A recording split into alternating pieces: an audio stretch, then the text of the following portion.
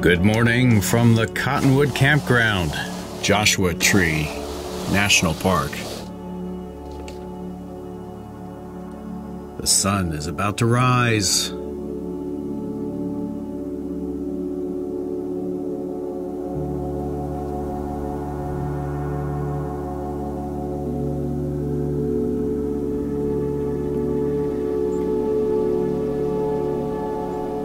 Joshuatree National Park in Southern California is huge, slightly larger in area than the state of Rhode Island. Today on Great Places Seen, I spend a whole day from sunup to sundown traversing this treasure visited by more than 3 million people annually. I'm here in January, so come along as we visit a very cool desert. There's plenty of adventure in 5 parts to this day. The first is simply driving across much of this massive park, from Cottonwood Campground in the south central area through a long desert basin heading northwest. This may appear to be a huge, barren and lonely stretch of the Sonora Desert, known in this area as the Colorado Desert, and you'd be right. It's miles of desolation as far as you can see. And yet there is a rich history to this place, one that has been transformed many times. There are several stops along Pinto Basin Road where the Park Service has left some interesting history for us to read and see. This is Pinto Mountain, nearly 4,000 feet high. Most of its sediment is gone now, but scattered barrel cacti and junipers still find enough soil to live on these steep mountain slopes. This is all silt and sand that had washed down from the mountain and has been carried by water over the years to spread out over this area. This is Turkey Flats, which really isn't so flat.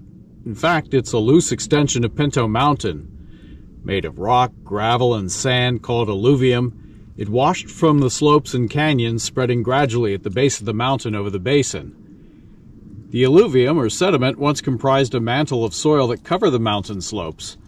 The soil was held tight by grasses and junipers and pinyon pines. But then the last ice age came, and it ended 10,000 years ago. Arid conditions killed the plants, the soil no longer was anchored, and so it washed downslope with periodic floods. Local folklore holds that in the 1920s, an enterprising poultry farmer believed a turkey farm would work nicely here. And so, that's how this place became known as Turkey Flats. There wasn't much water, and it was a long way from the markets. Turkeys don't fly, and the idea of a turkey farm didn't fly either.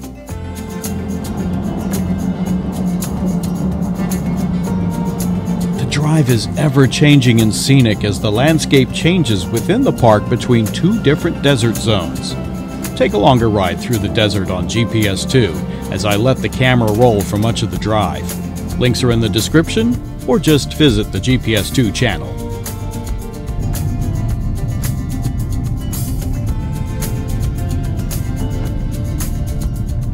It's hard to imagine the existence of large bodies of water anywhere in this parched landscape, but they did.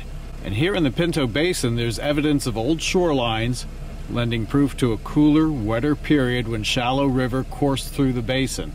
This river attracted life and explains the fossil bones of extinct camel, horse, llama, sheep, tortoise, and rabbit found here.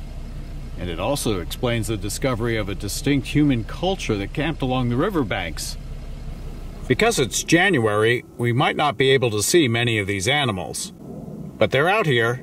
This is a prime location for all of them. Desert tortoises that dig dens, sidewinder rattlesnakes, Mojave fringe-toed lizards. This is the only place they're found, in the sandy areas at Pinto Wells. Desert kangaroo rats, collared lizards, and rock wrens, who are all throughout the park. Between 1931 and 1935, self-taught archaeologists Elizabeth and William Campbell searched up and down this valley, and they followed the ancient riverbank terraces for miles, discovering many small campsites and collecting chipped stones, leaf-shaped points, scrapers, and choppers. The Campbells recognized these tools were different from others of the region, and when the artifacts were radiocarbon tested years later, they registered more than 9,000 years old. and confirmed the existence of a vanished people, the Pinto culture. The Campbells were alarmed by the pillage of desert Indian artifacts, and they dedicated their lives to searching out and salvaging thousands of ancient objects. Much of their collection is preserved today by the National Park Service at Joshuatree.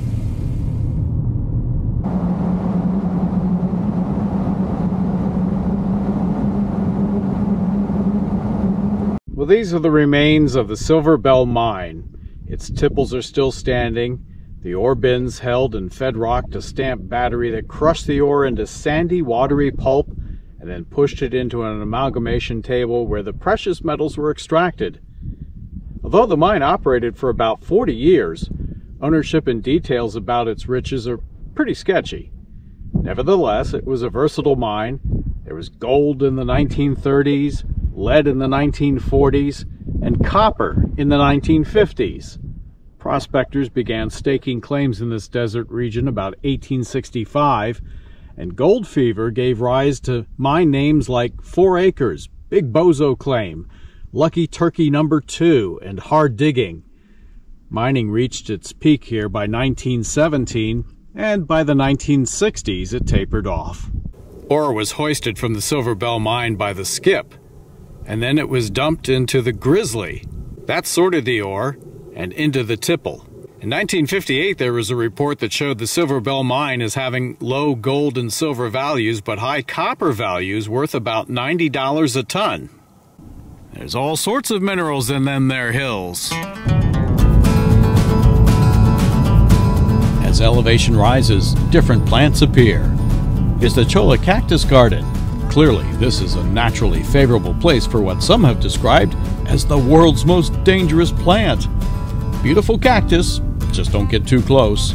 The pullout was closed, but let's take a quick peek anyway. This is where two deserts meet. And as you drive along, you can see subtle changes in the vegetation and in the landscape. The Mojave Desert stretches east of the mountains flanking Los Angeles on through southern Nevada and touches the extreme southwestern corner of Utah. The Colorado Desert is a subdivision of the Sonoran Desert. That extends west of the Colorado River into the Coachella Valley near Palm Springs, and then it tapers south through Baja California and Mexico. There's no real boundary line between them, just a gradual change in elevation with plants from one desert or the other beginning to dominate. Right now I'm moving into the higher, cooler Mojave Desert. It has yuccas and, of course, Joshua trees. The first sighting of Joshua trees.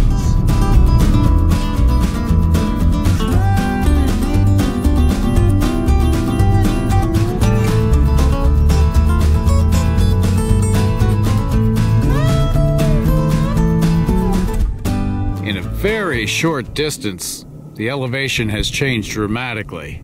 Now I'm beginning to see this high desert plateau. It stretches out for miles. And the beginning of these jumbo rock formations.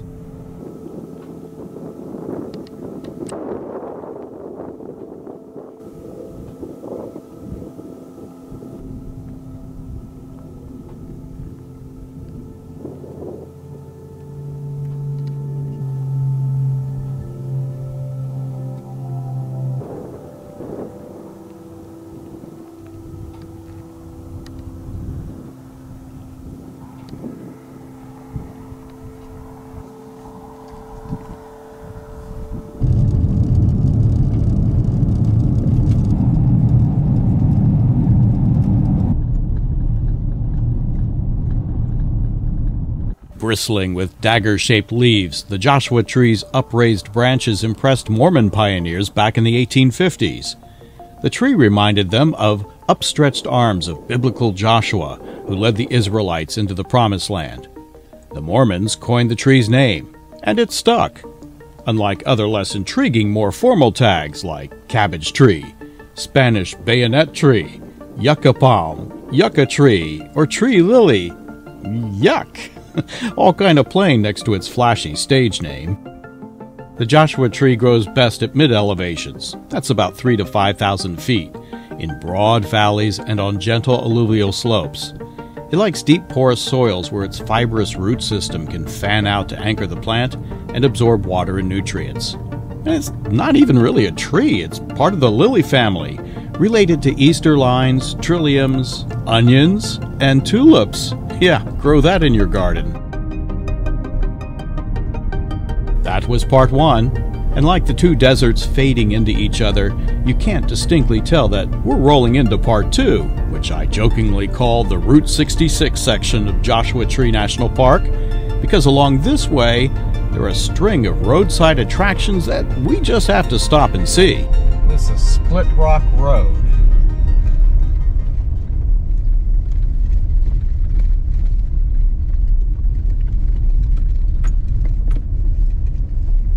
These side gravel roads are well maintained for the masses. Drive over them in anything you got.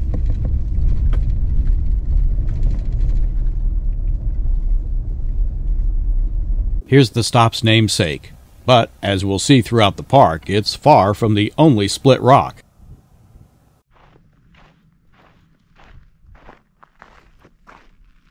This is much different from the Colorado desert we first drove through. It's a big, crunchy landscape with a lot of character. No two rocks are alike.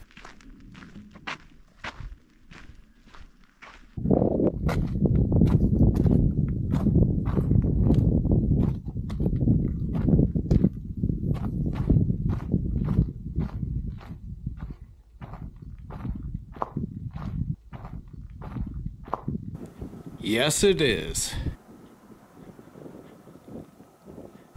Even under this gigantic boulder, there's daylight.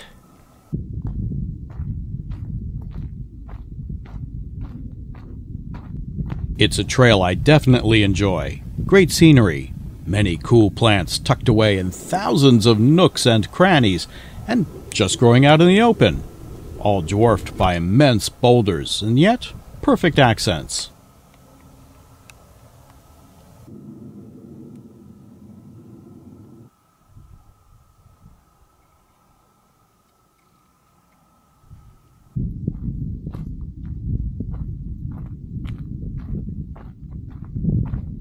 This is a substantial trail to hike, and I'm only going to do a brief out and back to see what it's like.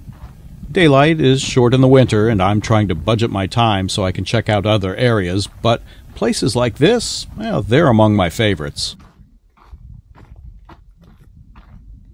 These are one of two predominant rock types found in the park, called granite. Hot molten magma forced its way up and cooled before it could reach the surface. And then earthquakes squeezed and shook it while erosion eventually revealed it. Granite is made of billions of gray and pink feldspar cubes, clear quartzite grains, and gold mica flake. Yeah, I had to read all that on the park signs. It glitters in the sunlight and looks like some kind of anti-slip surface that's been sprayed all over. There are mineral veins running like huge stripes for hundreds of yards and around individual rocks. Stripes, you know, it's a fashion statement of the desert.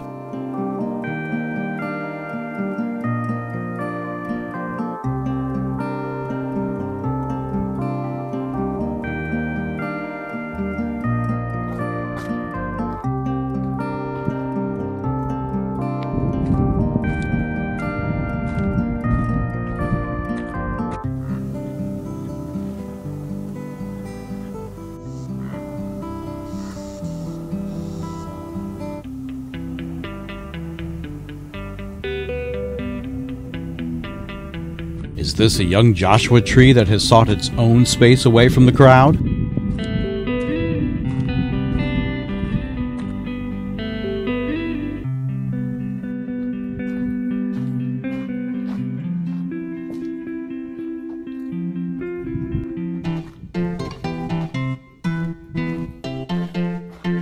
I think this looks like a big sofa. A little firm, though.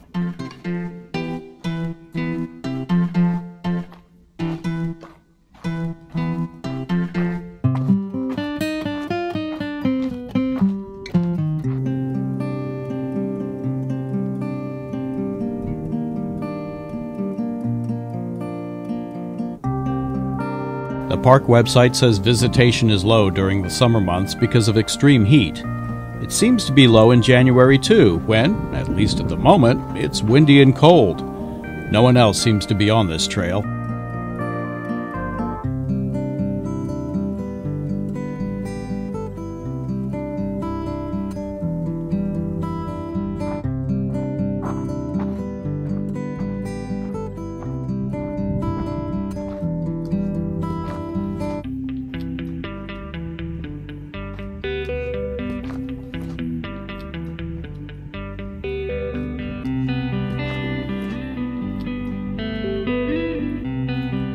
As much as I'd like to continue on this loop, let's backtrack.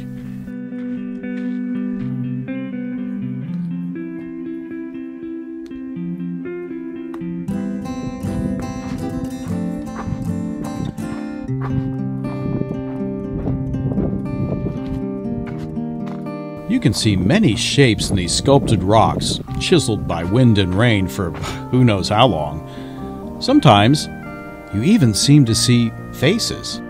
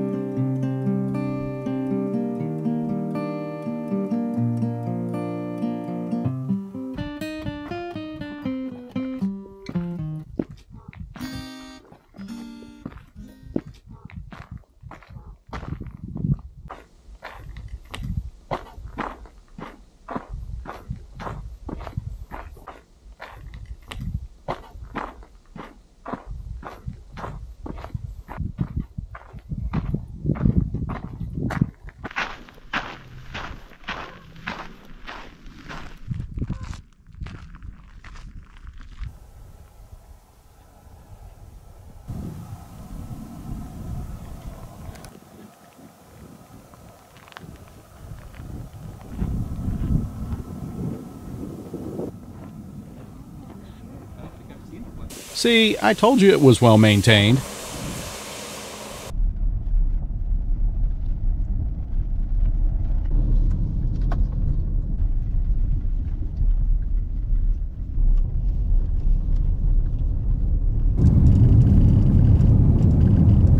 Here's the next roadside attraction, the Intruder.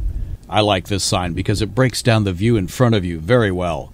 Hard to believe that the original Pinto Nice surface was so high above these rocks. Yeah, that's where the ground used to be.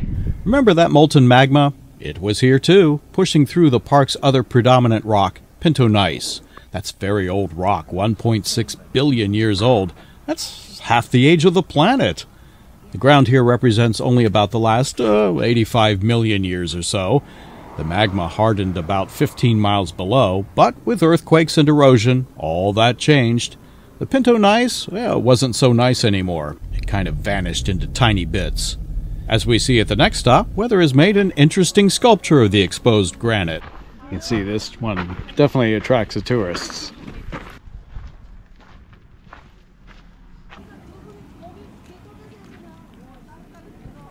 From this angle, it almost looks like a cone head. If you don't know who the cone heads are, well, you can look that up. A little amusing. It sort of looks like a skull. Sort of. Look what's next door. 124 sites, $30 a night. No amenities, no hookups. Bring a full tank of water. If you don't care to camp inside the park, there is dispersed camping just outside. This campground is next to and behind Skull Rock.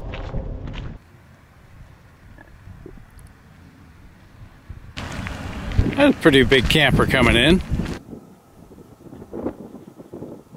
And from here you have your own access to Skull Rock, which means you can walk up there at times when the hordes aren't there.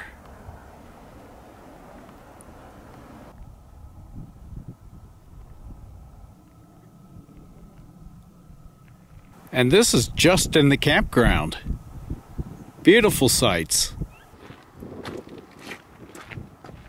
If you only camped here and didn't go anywhere else in the park, you'd still probably have a very enjoyable stay.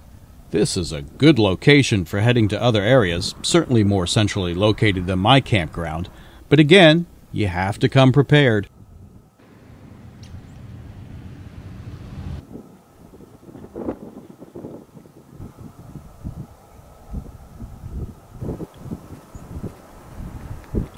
The sites are small, very cozy. Big rigs are here, but you have to do some homework to find the right sites, and perhaps have a little luck reserving them depending on the time of year you're here. Maybe you don't need a tent. You could be a cave dweller.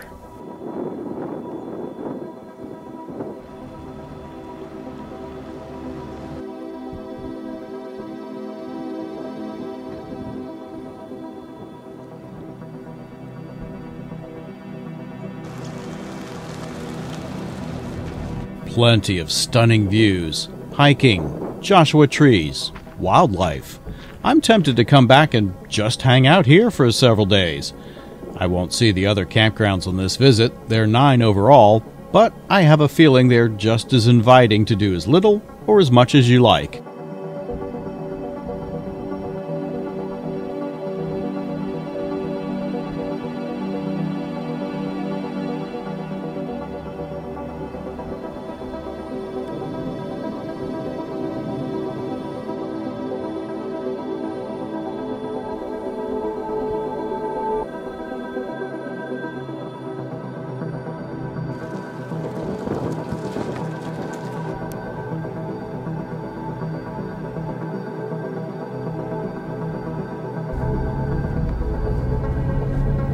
The Joshua trees are becoming more prevalent, larger and mature. The contorted branches thicker and interesting. We're driving into part 3 of today's journey, about to head off-road.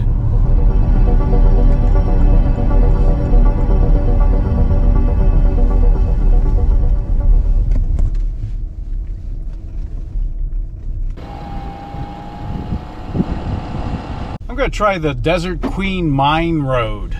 Doesn't look too long, but it looks like it goes to some interesting places. Let's see what it looks like. Certainly you're not going to have throngs of tourists back in here. I'm not going to this mine, but I do want to drive well back into the desert and let it surround me. Be in the middle of it, as it naturally is. The road is well traveled, very sandy. Any car can come through here, although most don't. Too bad, because you can roll literally inches away from some spectacular trees.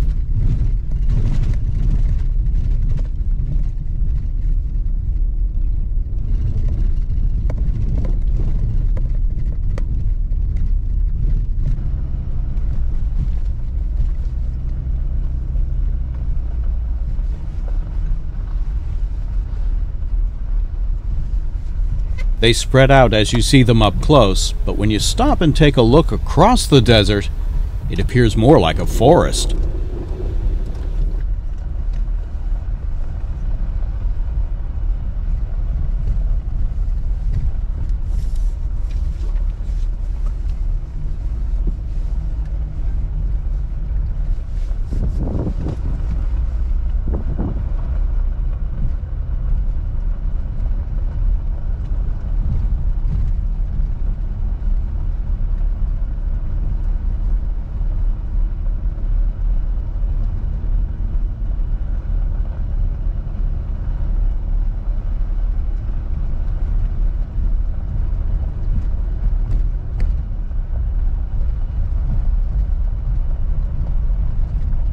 I've seen 3 vehicles down this road, 2 of which were just flying down.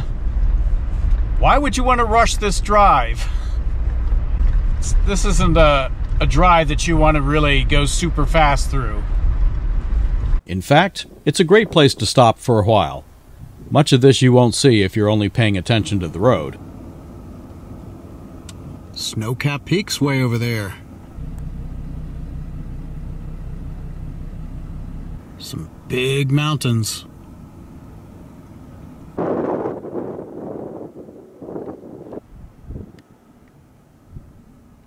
Out here, The Joshua trees are as far as you can see.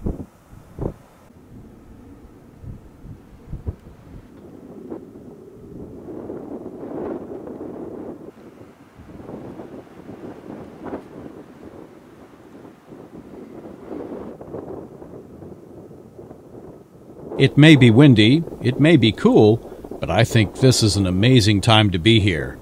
Another one of those places you feel that you have it all to yourself.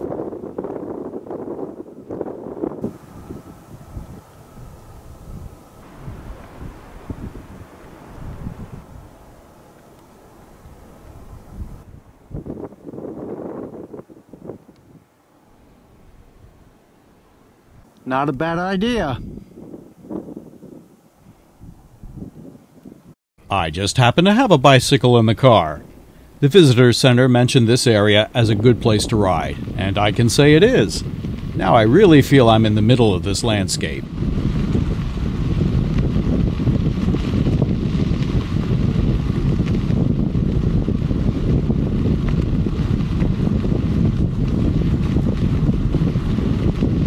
My car is way over there.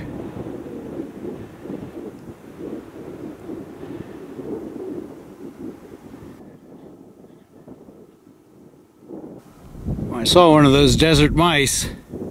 They have holes everywhere. There are their homes. I'll keep this as a short ride and head back. Pretty easy roads though. Well, I say short ride, it was a few miles. Of course, there's more unedited riding video on GPS too. Editorial note, I left my helmet at home. Oops. Now I have a spare stored in the trailer for later.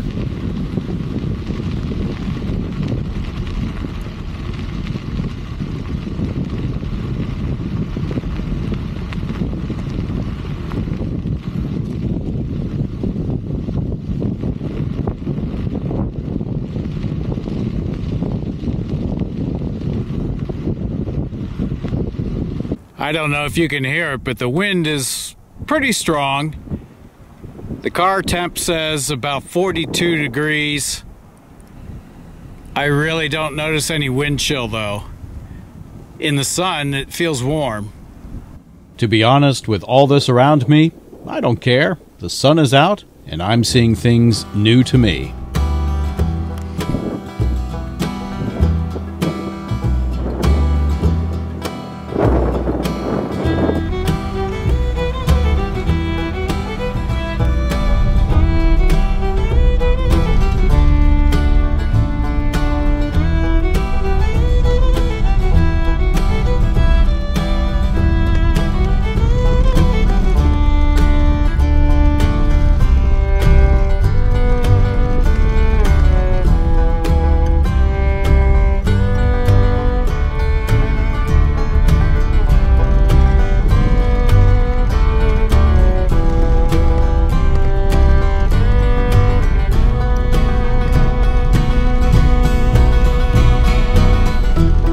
This desert back road is leading me to the fourth part of my visit today, a place that was very busy in its time and repeated in some fashion in about 300 locations throughout what is now a national park.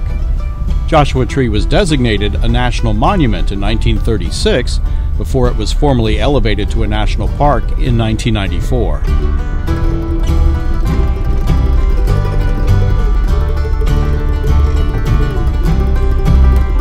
You have to love the names miners dreamed up for their claims. This mine was one of the better gold producers.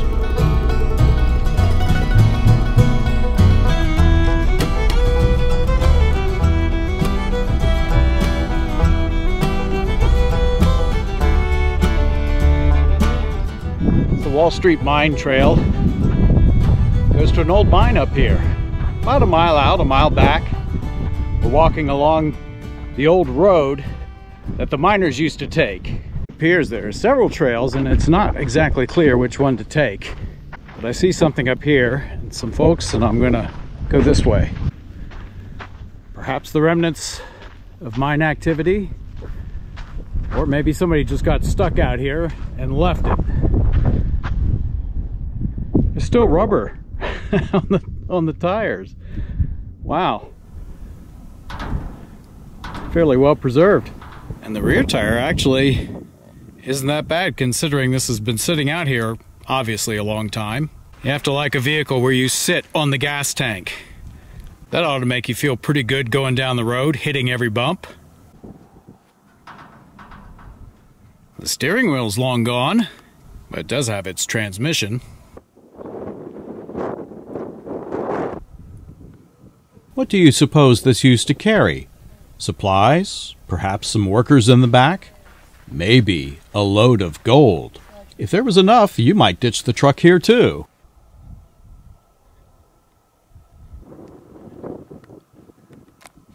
That other trail appears to lead to a water tank and windmill. Seems far from the mine, but I guess it worked.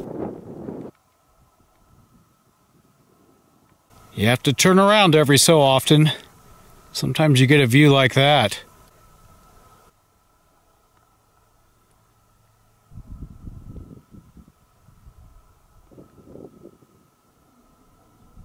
Every corner of this park has some sort of surprise. Vistas at every turn. This is clearly the good side of eruptions, earthquakes, and erosion.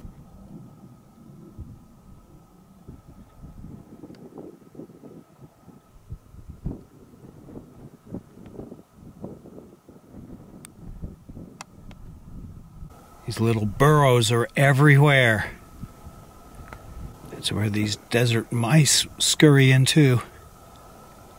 The sunlight is at the right angle. You can kind of see into it.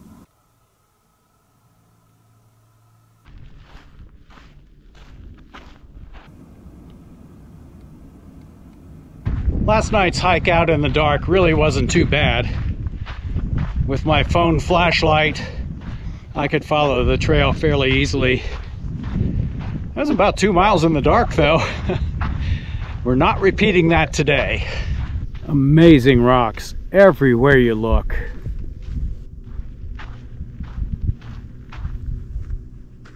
And then of course you get these areas of Joshua tree groves. Spectacular.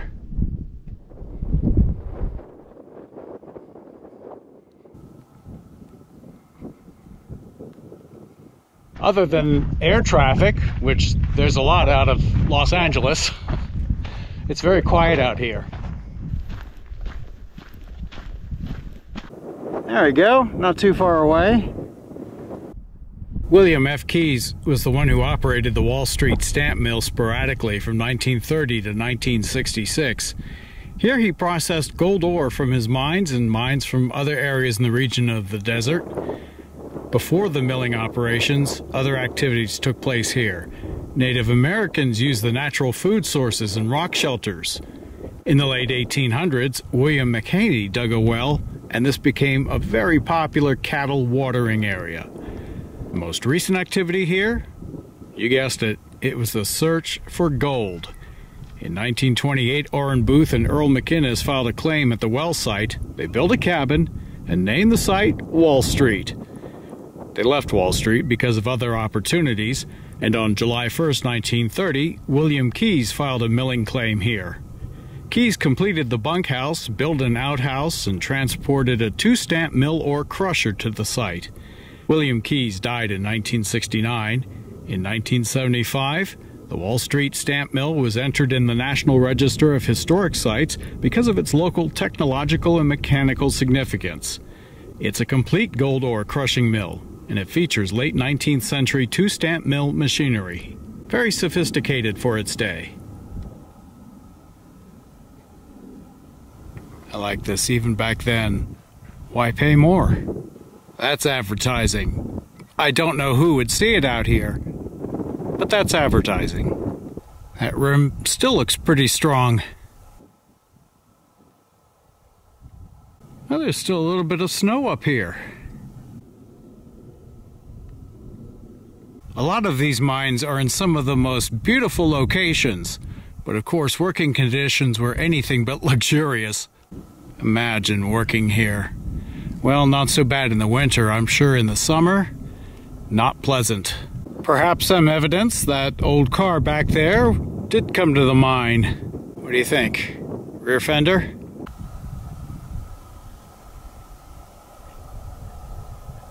Here's another one.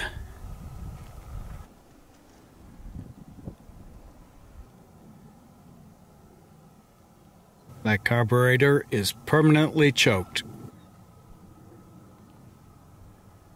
I can make you a great deal on this one, but somehow I don't think the Park Service would approve.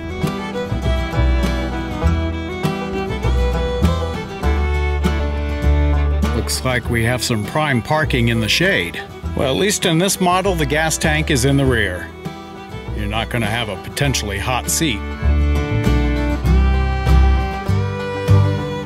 He got in a little too deep. But this one still has the steering wheel. Many other remnants also scattered around. Yeah, it was an old mine. You wonder how that got there. It's too big for somebody to have placed. It's just there. And this ridge to the other side, totally different. Almost looks like a big rock pile. One of the few splashes of red in this desert. Well, perhaps more like burnt orange? That seems an appropriate color name for the desert. 1 mile back to the car. That way. Again, almost no one else is here. After last night's hike, I'm watching my time a lot more closely. I'm finishing the 4th part of this day, and on to the 5th and final location. But I'm also not looking ahead of what's here. Nice trail to enjoy. Check out the colors in these rocks.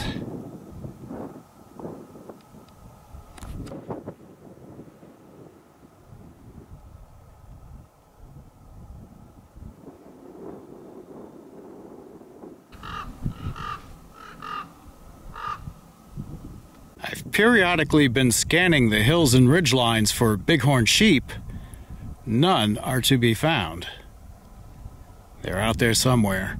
There are tracks, though, in the sand, and of course other obvious marks that say they were here fairly recently.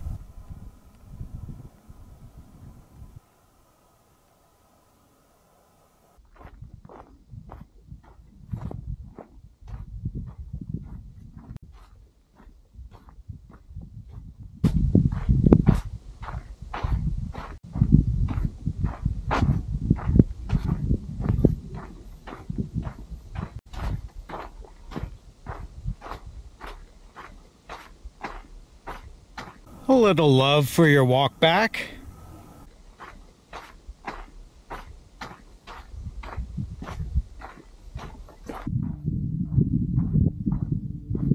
I'm certainly getting my fill of gravel trails, Joshua trees, Monzo granite rocks. That's fun to say, isn't it? Monzo granite. Well, they are cool.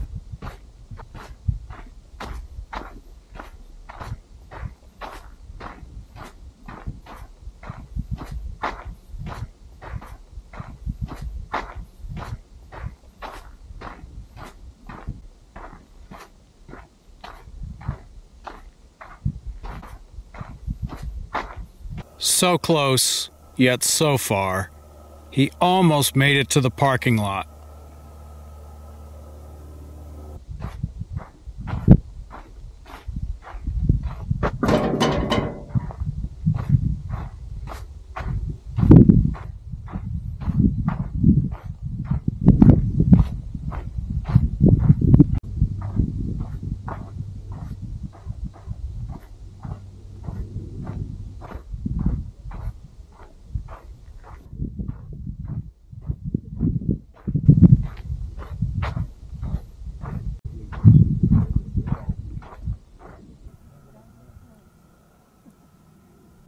Go, trail runner. That's Cap Rock.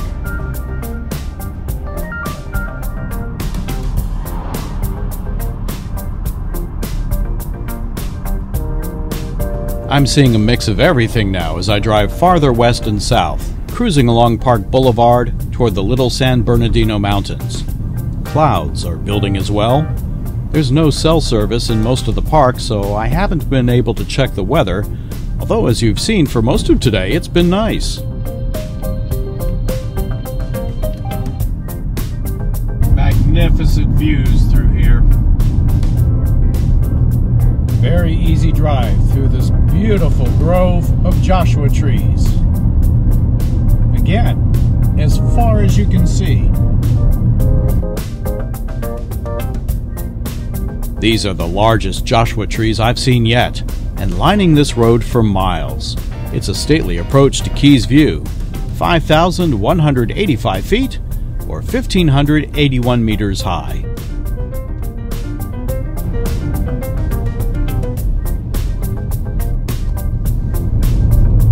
And suddenly, with elevation, not so many Joshua trees.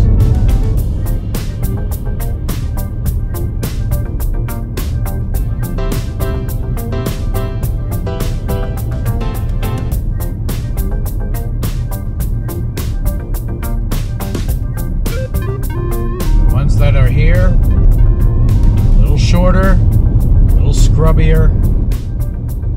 I thought I was done with snow for a while.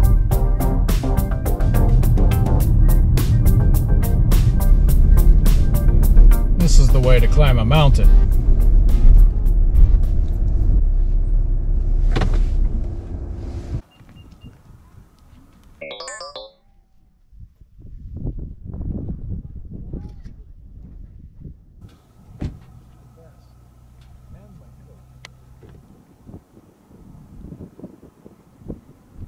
As Rick Steves might say, this is a commanding view.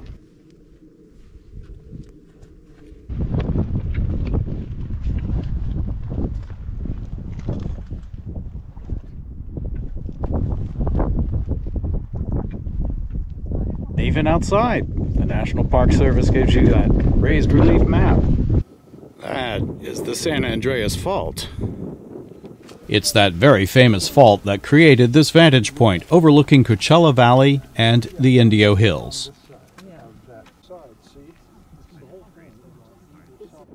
These tectonic plates move past each other at about the same rate as your fingernails grow. During a major earthquake, though, the plates can slide and grind past each other up to 30 feet in a matter of minutes. The Indio Hills are a long ridge southeast of Desert Hot Springs. Here, two segments of the San Andreas Fault begin to come together on either side of the ridge. Earthquakes along these fault lines pushed up the ridge between them, and that created the Indio Hills. Near the southern end of the ridge, the two faults merge and become one. While the San Andreas Fault itself passes southwest of the park, related parallel faults, including the Dillon, Blue Cut, and Pinto, run through Joshua Tree National Park, and movements along them have caused earthquakes of their own that have helped to further sculpt much of the park's interior mountains and features. It is clinging for dear life.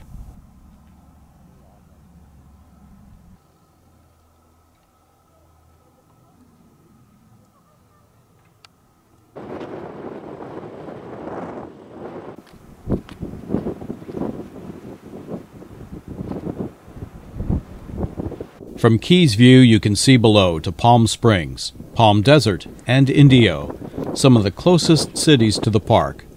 Los Angeles is about 130 miles west. San Bernardino is roughly halfway in between.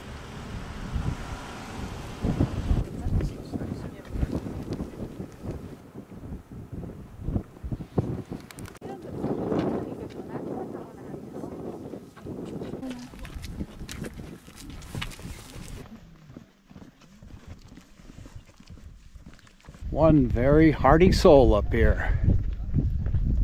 These rocks and ridges belong to the southern side of the Little San Bernardino Mountains, and amazingly, among the harsh conditions, a few scrubby Joshua trees rise from the craggy edges.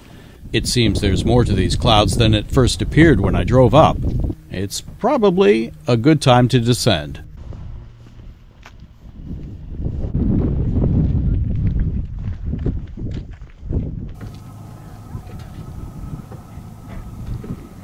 The old song says it never rains in Southern California, but it didn't mention snow.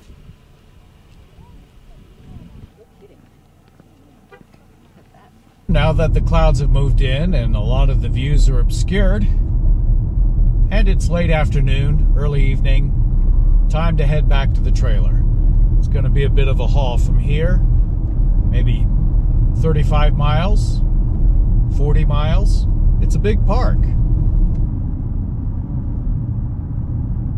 I'm not too far down, but the air is warmer and drier. The snow is evaporating before reaching me. That is for now.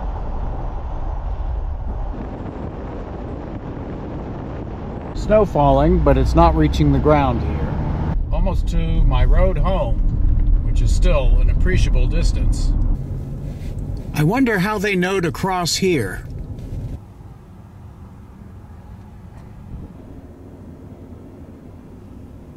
It looks like it would just slide off at any moment. Check out the snow falling. Wow, you can see the snow coming down across the valley where I was.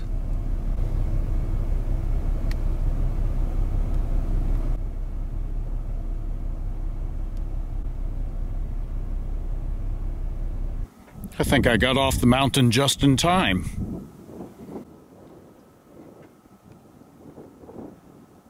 Yeah, there's some heading my way. Time to go.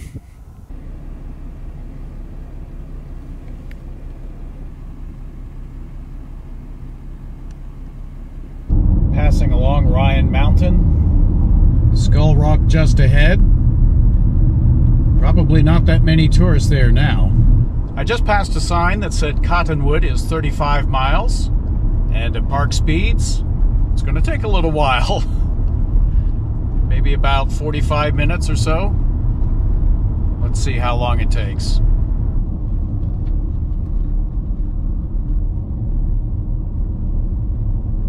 It's only 4:30 in the afternoon local time. With the clouds, it looks darker and much later. Just past mile 1 of 30.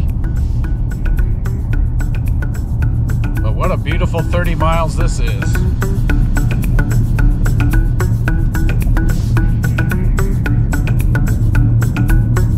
I'm back on Pinto Basin Road, heading east, winding through Wilson Canyon as I drop back into the Colorado desert, leaving the Mojave and Joshua trees behind.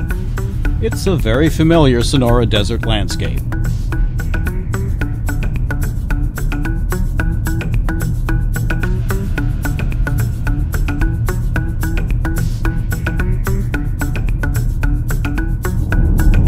Eagle Mountain has come back into view.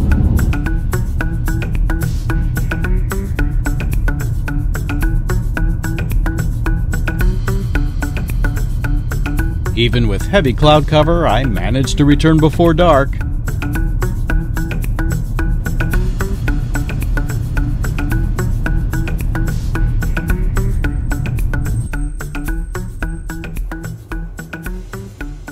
It was a long trip today. That's about the extent of sunset for tonight. At least over here at the Cottonwood campground, it's much warmer than it is on the other side of the park. It's very calm. Thanks for joining me across this incredible park. Until next time, it's good night from Joshua Tree.